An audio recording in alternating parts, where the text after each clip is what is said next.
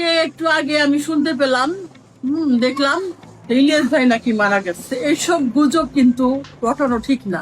খুবই দুঃখজনক যে আপনারা কেউ কেউ মিথ্যে ইনফরমেশন পোস্ট করে মানুষের মৃত্যু নিয়ে আপনারা মিথ্যে ইনফরমেশন গুলো দিচ্ছেন। হঠাৎ সামাজিক মাধ্যমে ছড়িয়ে পড়ে চিত্রনায়ক ও নিরাপদ সড়ক চাই আন্দোলনের চেয়ারম্যান ইলিয়াস কাঞ্চনের মৃত্যুর খবর। তবে খবরটি মিথ্যা বলে জানিয়েছে তার পরিবার। বর্তমানে লন্ডনে চিকিৎসাধীন এই অভিনেতা ভালো আছেন।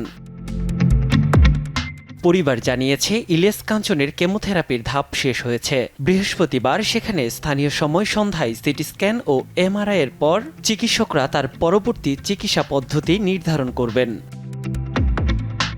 তবে প্রশ্ন উঠেছে, জীবিত একজন মানুষকে নিয়ে কেন ছড়ানো হলো মৃত্যুর গুজব? ইলিয়াস কাঞ্চনের মিথ্যা মৃত্যু সংবাদ ছড়িয়ে পড়ায় তীব্র নিন্দা ও প্রতিবাদ জানিয়েছে তার হাতে গড়া সংগঠন নিরাপদ সড়ক চাই। এক সংবাদ বিজ্ঞপ্তিতে সংগঠনটির কেন্দ্রীয় নেতাসহ সারা দেশের প্রায় 120টি শাখার নেতাকর্মীরা গুজবের উৎস শনাক্ত করে প্রয়োজনীয় ব্যবস্থা নিতে প্রশাসনের দৃষ্টি আকর্ষণ করেছেন।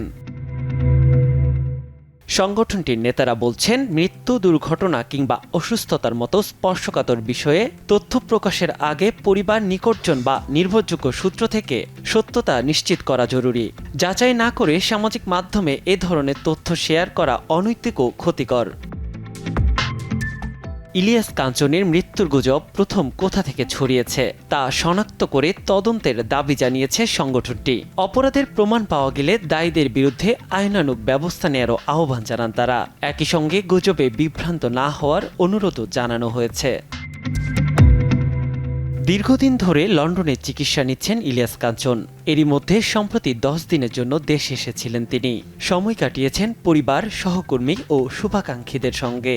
এ সময় কিশোরগঞ্জের করিমগঞ্জে গ্রামের বাড়িতেও যান অভিনেতা। সেখানে পূর্বপুরুষদের কবর জিয়ারত শেষে আবারও চিকিৎসার জন্য লন্ডনে ফিরে যান তিনি। নিয়াত শুভ, সময় সংবাদ, ঢাকা।